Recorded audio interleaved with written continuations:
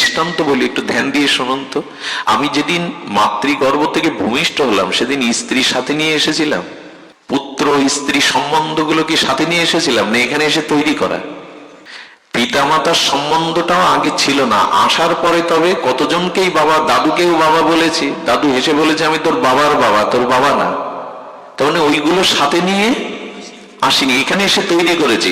আচ্ছা, মৃত্যুর পরে স্ত্রীর সম্বন্ধ থাকবে, পিতামাতার সম্বন্ধ থাকবে, থাকে কি? কিন্তু ভগবানের সাথে তো পাতানো সম্বন্ধ নয়, এটা এই জন্মের নয়। শ্রী গুরুদেবের সাথে সম্বন্ধ তোমার এক জন্মের নয়। এ কথা কি মনে রেখেছি যে এরা যারা এই সম্বন্ধগুলো আমাদের তৈরি করা? আরো একটু কথা শুনুন। আমাদের যাজ্ঞবল্ক্য, মহর্ষি যাজ্ঞবল্ক্য তার সহধর্মিণী মৈত্রী দেবীকে বলেছিলেন, মৈত্রী, পিতা পুত্রকে ভালোবাসে পুত্রের সুখের জন্য না পিতার সুখের জন্য। খুব ধ্যান দিন কথাটি। পিতা পুত্রকে ভালোবাসে পুত্রের সুখের জন্য না পিতার সুখের জন্য। সন্তান মাকে ভালোবাসে মায়ের সুখের জন্য না নিজের সুখের জন্য। স্ত্রী স্বামীকে ভালোবাসে স্বামীর ভালোবাসার জন্য না নিজের সুখের জন্য। আবার স্বামী স্ত্রীকে ভালোবাসে স্ত্রীর সুখের জন্য না স্বামীর সুখের জন্য। আমাদের বেনাপোল পাটবাড়ির ঠাকুর হরিদাসের চরণাশ্রিত পরিষদ বৃন্দ, সেবক বৃন্দ, কমিটি বৃন্দ এসছেন। আমরা একটু ঠাকুর হরিদাসের ধামের মানুষদের একটু জয়ধ্বনি দিয়ে বরণ করি। জয় শ্রী গুরু প্রেমানন্দে গৌর হরি বল। জয় শ্রী। ওনাদের বারবার আসন বসুন। আমরা বলছিলাম জগৎ যাজ্ঞবল্ক্য, মহর্ষি যাজ্ঞবল্ক্য তিনি বেদজ্ঞ নন, শুধু ব্রহ্মজ্ঞ। তিনি বলছেন জগতের ভালোবাসাটা কোথাও না কোথাও সূক্ষ্ম স্বার্থ মেশানো। একমাত্র ভগবানের সাথেই সম্বন্ধটা চিরন্তন এবং ভগবানের সাথেই কেবল প্রেম হতে পারে, অন্য বস্তুর সাথে না। এখানে নিজ সুখের কমতি হলে, নিজ সুখের যদি অপ্রাপ্তি হয়, তাহলে সে বস্তুর প্রতি আর ভালোবাসা থাকবে না। খুব ধ্যান দিয়ে শোনো, তাহলে একটু বসতে দিন। তো ভালোবাসা থাকবে না। আমরা একটু দূরে সরিয়ে আসি, ঠাকুর হরিদাসের চরিত্রাবলী থেকে একটু সরে এসে বলি কেন সম্বন্ধটা ভগবানের সাথে করতে হবে। আমাদের নিতাই দাস, দাসানুদাস তাদের অনুভূতিতে বলেছেন, কষ্ট পাবেন না কথাটা শুনে, সে সম্বন্ধ নাহি যার বৃথা জন্ম গেল তার। শুধু জন্ম বৃথা গেল না, একটু কঠোর শব্দ প্রয়োগ করেছেন, সে পশু বড়ই। ভগবানের সাথে সম্বন্ধটা না হলে জন্মটা বৃথা যাবে, বৃথা যাবে। পিতা আছে, মাতা আছে, চাকরি আছে, স্ত্রী আছে, পুত্র কন্যা আছে, আপনি বলে দিলেন বৃথা যাবে। সামনে আসুন। বৃথা যাবে বলে হ্যাঁ, সে সম্বন্ধ নাহি যার বৃথা জন্ম গেল তার, সে পশু বড়ই দুরাচার। সুধীজন, সম্বন্ধ বৃথা হবে কেন না, নদীর সাথে যদি সমুদ্রের যোগ না থাকে, সে নদী স্রোতহীনা হয়ে শৈবালে আবৃত হয়ে মরে যাবে। তো ভগবানের সাথে যার সম্বন্ধ নাই, সে জীবন্তে মরা। যার জীবনে ভজন নাই, ভগবানের সাথে যার সম্বন্ধ নাই, তিনি জীবন্তে মরা। নিঃশ্বাস প্রশ্বাস, ক্রিয়া প্রতিক্রিয়া, কর্ম থাকলেও তিনি মৃত। ভজন যার নাই, তিনি মৃত। সুধীজন, মৃত ব্যক্তিকেই শৃগাল কুকুর কবলিত করতে আসে, সাপাত সংকুল হিংস্র জীবজন্তু তার মাংস ছিঁড়ে ছিঁড়ে খেতে আসে। তো যার ভগবানের সাথে সম্বন্ধ নাই, যার সাথে ভগবানের এই দিব্য ভজন নাই, তাকেও তো কাম ক্রোধ সংসার ছিঁড়ে ছিঁড়ে খাচ্ছে দিন রাত। ভজনহীন জীবন মৃত। এই জন্য ভজন বা ভগবানের সাথে সম্বন্ধটা একান্ত প্রয়োজন। যার সম্বন্ধ নাই তার আসা যাওয়ায় সার হয়। এই জন্য জগৎটা সাত্যের। কি বলছেন, স্ত্রী পতিকে ভালোবাসে পতির সুখের জন্য নয়, নিজের সুখের জন্য। আত্মনস্ত তু কামায়া সর্বং প্রিয়াং ভবতি প্রিয়াইব নৈব প্রিয় ভবতি। এ কথা মাথায় আসে না, আমাদের চিত্তে একথা রেখাপাত করে না যে নিজের সুখের জন্যই জগতের সব তোমাকে ভালোবাসছে। মায়ের গর্ভ থেকে ভূমিষ্ঠের সাথে সাথে স্ত্রীর সাথে আনেনি, পুত্র কন্যার সাথে আনেনি, কোনো সম্বন্ধই আনেনি। আবার মৃত্যুর পরেও এই সম্বন্ধ কারো সাথে থাকবে না, কিন্তু ভগবানের সাথে সম্বন্ধ আমার চিরদিনের। এই জন্য হরিদাস ঠাকুরের সেই দিব্য উক্তি, যার কেহ নাই তুমি আছো। কেউ তো আমার নয় প্রভু। আচ্ছা, স্বার্থটা কেমন? স্বার্থ নিজের সুখ না পেলে কেউ মনে রাখে না কেমন? একটা কথা বলি, দেখুন, স্বামী স্ত্রীকে এক জায়গায় করে যদি ভগবান জিজ্ঞাসা করে তোমরা আগে কে মরতে চাও, তোমরা কে আগে মরতে চাও, আমাদের দেশের সধবা মায়েরা কি বলে জানেন? প্রভু, শাঁখা সিঁদুর নিয়ে আমি ওনার আগে চলে যেতে চাই। আর কথাটা শুনে আমাদের মায়েদের, মেয়েদের চোখে জল আসে। কত বড় সাধ্যি, কত বড় স্বামী প্রাণা পতি প্রাণা। স্বামীকে যদি বলা হয় তো বলে না, আমি ওর আগে চলে যেতে চাই। আর স্ত্রী শুনেও, সহধর্মী শুনেও মনে করে কি ভালোবাসা, আমার আগে যেতে। এর মধ্যে যে কতটা চালাকি জড়িত তা মানুষ জানে না। চালাকিটা কি জানেন? ওই স্ত্রী শাঁখা সিঁদুর নিয়ে যেতে চাই কেন জানেন? স্বামী হারা বিধবা হয়ে যদি পড়ে থাকি, আজকাল এই ছেলে মেয়ে এরা তোমায় দেখবে না, বৃদ্ধাশ্রমে পাঠিয়ে দেবে। বেটা থাকতে থাকতেই যদি যেতে পারি তবেই ভালো। ওইখানে নিজের সুখের কারণে একথা বলে। আমি এক মাকে প্রশ্ন করেছিলাম, মা, একটু বুদ্ধি করে প্রশ্ন করেছিলাম, কিন্তু তিনি সবার থেকে আলাদা। তিনি বলেছিলেন, না, আমার আগে যেন উনি চলে যায়। একথা সবাই বলতে পারে না। তো এই জন্য স্বামীও বলে কেন জানেন? স্ত্রী ছাড়া পুরুষের বার্ধক্য দশায় যে কি যন্ত্রণা, সেই যন্ত্রণা ও চাচ্ছে না। এই জন্য বলে আমি ওর আগে। আর আমরা বোকা শুনে মনে করি কি প্রেম, কি অনুরাগ, ওর আগে যেতে চাই। যেতে চাইছে যে কেন, এর রহস্য শাস্ত্র ধরিয়ে দিয়েছে। নিজের সুখের জন্য অন্যকে ভালোবাসি আমরা, তার সুখের জন্য না। একথা যাজ্ঞবল্ক্য মহর্ষি বলছেন মৈত্রী দেবীকে। আচ্ছা, পুত্রের কথা ভাবুন, সন্তান তো কত আদরের। খোকা, এক কাপ চা করে দিতে পারিস, বৃষ্টি হচ্ছে। হ্যাঁ বাবা, তোমার জন্য পারবো না? দৌড়ে গিয়ে চা করে আনলে। তুই শ্রবণ কুমার, অন্ধমানির পুত্র, যেমন বাকে করে বাবা মার ভার, তুই শ্রবণ কুমার, ধন্য আমি তোর মতো পুত্র পেয়ে। 10 মিনিট পরে বললেন, যা বাজারটা করে আন। বলে আমি যেতে পারবো না। 2-4 বার বলার পর বলে কি, এই রাক্ষস পুত্র কোথা থেকে যে জন্মালো। 10 মিনিট আগের আর 10 মিনিট পরের ভাষা বদলে গেল কিনা। সব বদলায়। কেমন বদলায় জানেন? এইভাবেই বদলে যায়। দিল্লিতে আমি একবার একটা ঘটনা শুনেছিলাম আমার পরিচিত জনের মুখে। 1 এপ্রিল কি বলে? এপ্রিল ফুল, বোকা বানানোর দিন নাকি। তো শাশুড়ি আর বৌমার মধ্যে খুব মানে তাদের অন্তরঙ্গতা, এবার সখীর মতো। স্বামী অফিস থেকে আসার আগে স্ত্রী একটা চিঠি লিখেছে, অন্য পুরুষের নাম লিখেছে, ওগো প্রিয়তম, আমি তোমারই, এইখানে আটকে পড়ে আছি, কিছুদিনের মধ্যেই আমি সব বাঁধন ভেঙে তোমারই হব। এই চিঠি বালিশের তলা একটু বের করে রেখে দিয়েছে, সামান্য অংশ।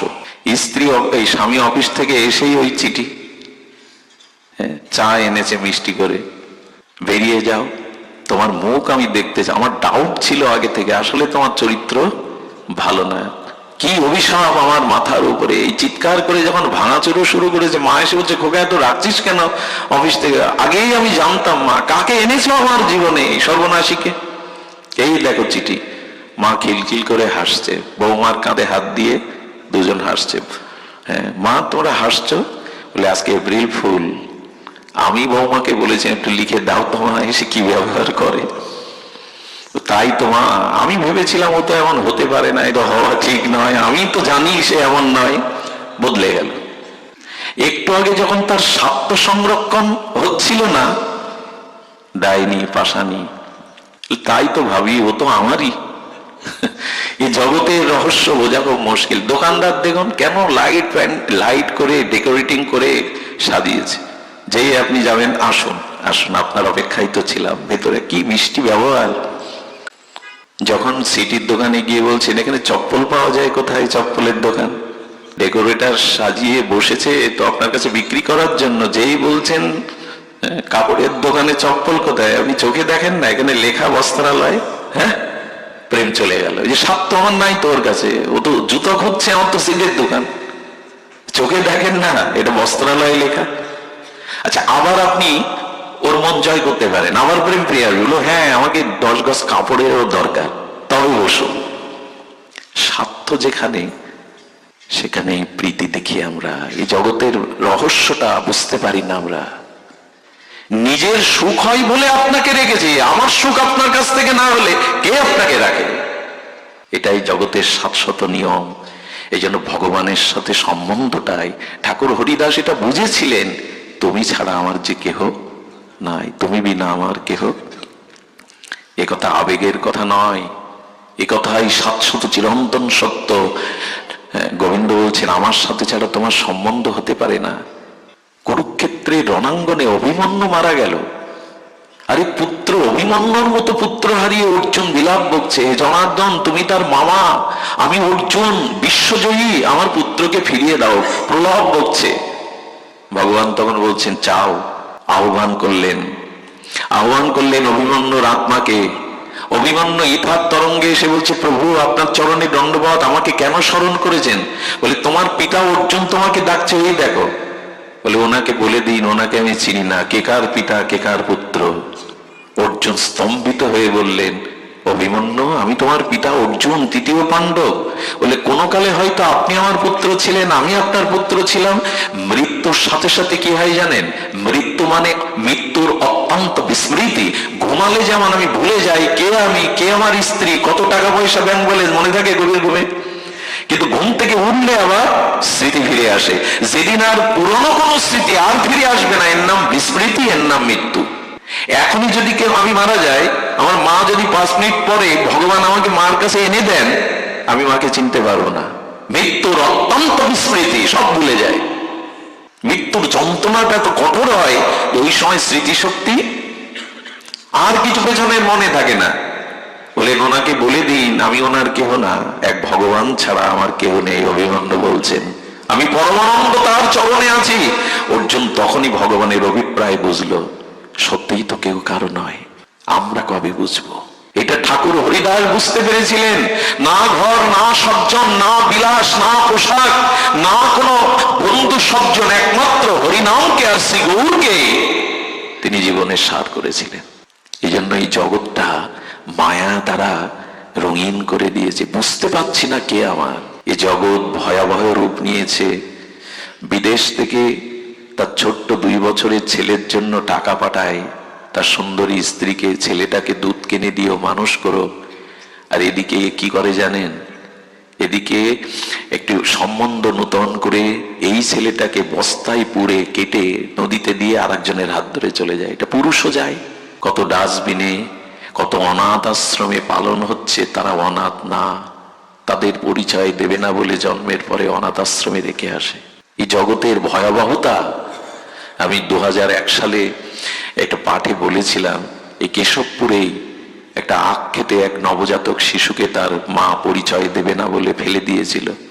2টো কুকুর সারা রাত আখ খেতে ওই বাচ্চাটাকে পাহারা দেয়, পেপারে পড়ানো। কুকুর 2টো বুঝেছিলে নবজাতক শিশু অন্য প্রাণীর হাত থেকে সারা রাত জেগে রক্ষা করে ভোরের আলো ফোটার সাথে সাথে লোকালয়ে একজনের কাপড় টেনে একটা কুকুর এনে ওই বাচ্চাটাকে তার হাতে দিয়ে মাথা নত করে চলে গিয়েছিল।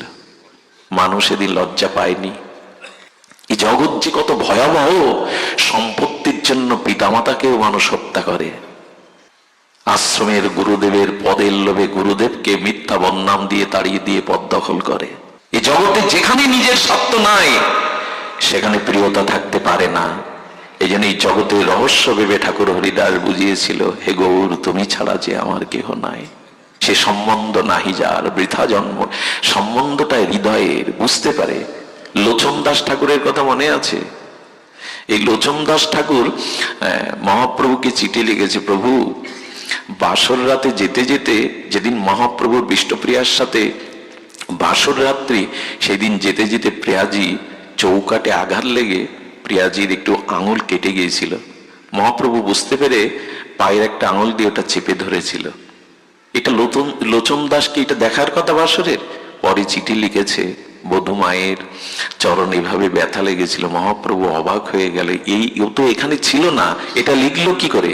আসলে গৌরকে এমন প্রাণ মন দিয়েছে, ওখানে যা ঘটে এখানে তা আসে।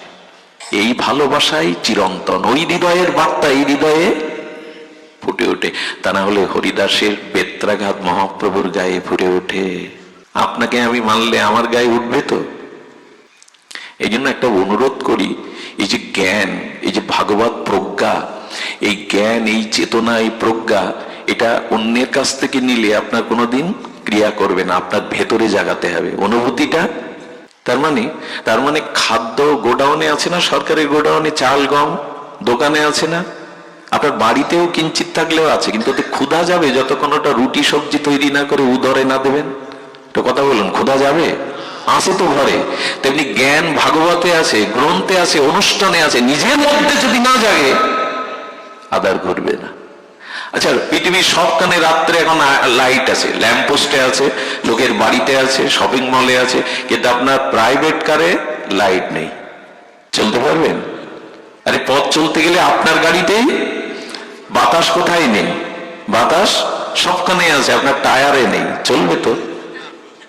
জ্ঞানটা, চেতনাটা নিজের ভিতরে, ও লোক বলে কয়ে অনুষ্ঠানে এসে যদি পাঠ করেও যদি নিজের ভিতরে চেতনা না জাগাতে পারেন, ওই জ্ঞান কাজে লাগবে না। ও ঘরে চাল ডাল থাকলে কি হবে? তৈরি করে সবজি করে পেটে দিতে হবে। পরোক্ষ জ্ঞানের দ্বারা কিছু হবে না, অপরোক্ষ জ্ঞান চাই। আর এই অপরোক্ষ জ্ঞানের মূর্তি হলেন হরিদাস। আপনি আচরণ করে ব্রহ্মা এবং ভক্তশ্রেষ্ঠ প্রহ্লাদের নিষ্ঠা নিয়ে এসে আচরণ করে দেখিয়ে গেলেন। এই আচরণ নিজের মধ্যে না আসলে অনুভূতি কখনো জাগবে না। শুধুবৃন্দ, এই জন্য ঠাকুরের এই ইতিগাথা বলতে বলতে, শুদ্ধা ভক্তির দুয়ারে বলতে বলতে আমরা প্রায় বিশ্রাম দিবসে চলে এসেছি। ছাড়তে মন চায় না। আপনাদের মতো স্নিগ্ধ নির্মল চিত্ত ভজনানন্দী ভক্তের সান্নিধ্য পাওয়াটা বড় দুর্লভ। এই জগতে অনেক কিছু সুলভ, এখন অনেক কিছুই ক্ষমতা থাকলে, অর্থ থাকলে পাওয়া যায়, কিন্তু মহাপ্রভু বললেন দুর্লভতা হে ভাগবত লোকে, শুদ্ধ ভক্তকে পাওয়াই জগতে দুর্লভ। ভগবান পাওয়াও দুর্লভ না, বিশুদ্ধ ভক্ত পাওয়াই দুর্লভ। দুর্লভতা হে ভাগবত লোকে, এই লোকে একমাত্র বিশুদ্ধ ভাগবত পাওয়াই হলো দুর্লভ, আর কিছু দুর্লভ নয়। সেই দুর্লভ সঙ্গ যখনই পাওয়া হয়, একটা কথা বলি, যদি কখনো আপনারা পুণ্য কর্মের দ্বারা স্বর্গে যান, আমি লিখে দিতে পারি, খুব নিশ্চিত ভাবে লিখে দিতে পারি, স্বর্গে এই শান্তিটা নাই, হরিকথা স্বর্গে নাই, সাধুসঙ্গ স্বর্গে নাই। ওখানে নাচ গান, অমৃত সুখ, মন্দাকিনীর ধারা, পারিজাত পুষ্পের গন্ধ, আমাদিত এ ভোগ আছে, সাধুসঙ্গে হরিকথা।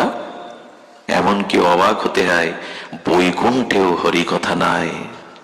বৈকুণ্ঠে ভগবান আছেন, তার চরণ আছে, কিন্তু সাধু সঙ্গে হরিকথা। এই জন্য ভাগবত শাস্ত্র বলে দিয়েছেন, প্রভু যেখানে তোমার ভক্তি প্রবাহিনী নাম রূপ লীলা কথা ভক্ত সঙ্গে নাই, সেটি স্বর্গ হলেও বৈকুণ্ঠ হলেও আমার কাম্য নয়। যেখানে তোমার ভক্তগণ মিলিত হয়ে তোমার গুণগাথা চন করছেন, সেটাই আমার একমাত্র আশ্রয় হোক।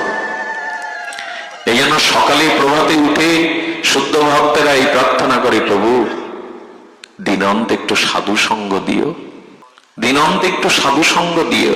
গতকালে আমি বলছিলাম, বহু জন্মের স্বীকৃতি অর্জন হলেই কেবল শুদ্ধ ভক্ত সঙ্গে এই হরি কথা পাওয়া যায়।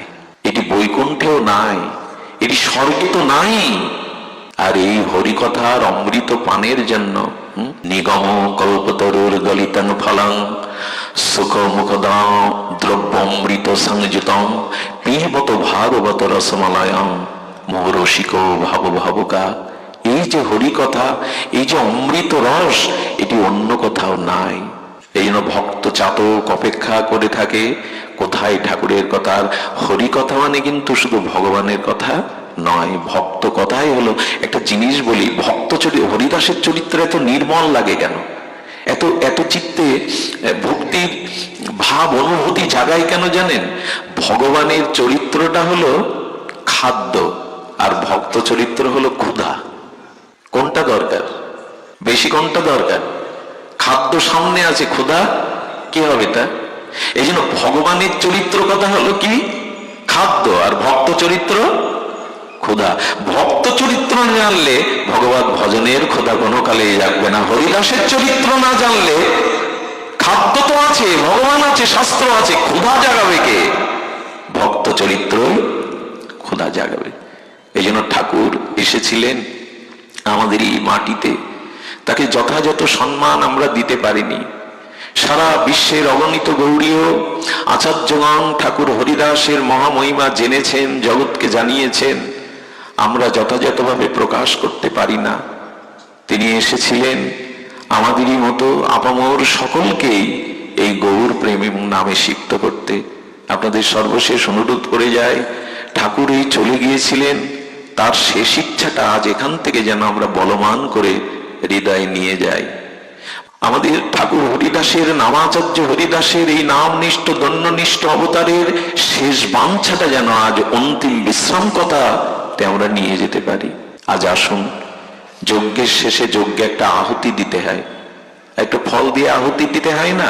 তা আজকের এই দ্বিতীয় দিবসীয় ঠাকুর হরিদাসের শুভ আবির্ভাব মহামহোৎসবে এই হরিকথা ভক্ত সঙ্গযজ্ঞে আমরা আহুতি দেব ঠাকুর হরিদাসের ওই শেষ চাওয়াকে নিয়ে। এটাই যেন আমাদের আহুতি হয়, এটাই যেন আমাদের চাওয়া হয়। বিখ্যাত হয়ে আছে, হৃদয় অনুরণন হয়ে আছে গৌড়ীয় বৈষ্ণবের, হৃদয়ে ধরিব তোমার ও কমল চরণ। আসুন না, আমরা মহাপ্রভুর কাছে, নিতাই চাঁদের কাছে আমাদের হৃদয়ে রাখতে দিয়ে এই আহ্বানটা জানিয়ে রাখি, প্রভু গো, আজ তোমার এই ভক্ত নিকেতনে, এই বৈষ্ণব বৈঠকে ভক্তের চরণ ধুলির অনুভূতি শ্রীঅঙ্গে শ্রীহৃদয়ে মেখে আমরাও বলছি, প্রভু গো, আমারও অন্তিম যেদিন, যেদিন এই জগৎকে, এই জগতের মায়াকে ছিন্ন করে আমি চিরবিদায় নেব, সেদিন এই প্রার্থনাটা রাখো, আমার স্ত্রী, আমার পুত্র, আমার কন্যা, আমার আত্মীয় কুটুম্ব, আমার বিলাসবহুল বাড়ি, ব্যাংক ব্যালেন্স যেন আমার চোখের সামনে না থাকে, আমার হৃদয়ে যেন ওগুলির ভাবনা না থাকে। হরিদাস ঠাকুরের এই প্রার্থনা প্রত্যেকটি প্রগতিশীল, ভজনশীল, ভক্তিপথের যাত্রীকে এটাই চাইতে হবে, হৃদয়ে ধরিব তোমার ও কমল চরণ। প্রভু, শেষের দিনে, সেই বিদায়ের দিনে, সেই অন্তিম দিনে আমার হৃদয়ে তোমার কমল চরণ দুখানা যেন আমি ধরতে পারি। হয়তো ঠাকুর হরিদাসের মতো তোমাকে সামনে পাবো না, কিন্তু হে মনের প্রিয় দেবতা, হে প্রেমের দেবতা, আমি মনের মানুষে যেন তোমার চরণ দুখানা, কমল চরণ যেন আমি আমার হৃদয়ে ধারণ করতে পারি। ধারণ করব কি? বিষয় আসক্ত জীব তার চরণকে ধারণ তো কখনো করিনি। তাই যতটুকু দিন বাকি আছে, সময় বাকি আছে, জানেন সময় বড় মূল্যবান। আমার খুব মনে হয় কি জানেন, জগতে অর্থবিত্ত পদ প্রতিষ্ঠা মূল্যবান থাকলেও মহামূল্যবান সময়।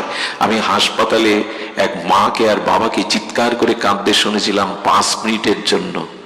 ডাক্তার নাড়ি ধরে বলেছিল, মা 5 মিনিট আগে যদি তাকে আনতে, তবে তাকে বাঁচানোর একটা শেষ চেষ্টা আমাদের ডাক্তারি শাস্ত্রে ছিল। আচ্ছা বলুন তো, ওই পিতামাতার কাছে তখন 5 মিনিট সময় কত মূল্যবান মনে হয়? এই জন্য আমাদের জীবনে সময় খুব মূল্যবান। আগামীকাল সূর্যের মুখ আমি দেখবো, এমন তো যে কথাগুলো কি শুধু আবেগ সৃষ্টি করা কথা না, কাল কখন আসবে আমরা জানি না।